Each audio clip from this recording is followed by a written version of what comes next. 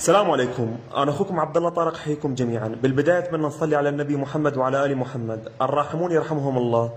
تشوفون هاي القطة المسكينة أنقذتها من الموت وكانت حزينة لدرجة، لكن بفضل رب العالمين قدرت أغير حياتها.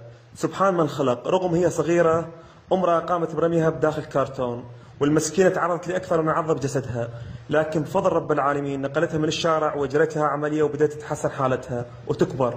وهنا ساعدتها بالولادة، لكن الشيء الجميل بهاي القطة صارت ترضع كل الصغار.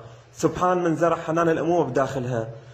تخيلوا أكثر من 15 قط صغير هي تكفلت برضاعتهم، ومثل ما تشوفون هاي القطة الصغيرة كانت مرمية بالشارع وهي أصبحت أم لها، والثانية كانت مرمية بداخل كيس وكذلك هي تكفلت برضاعتها.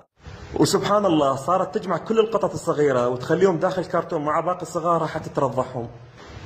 ورغم هي صغيرة فقدت أمها، لكن حنانها على الصغار شيء عظيم. في أمان الله، الله يحفظكم جميعا.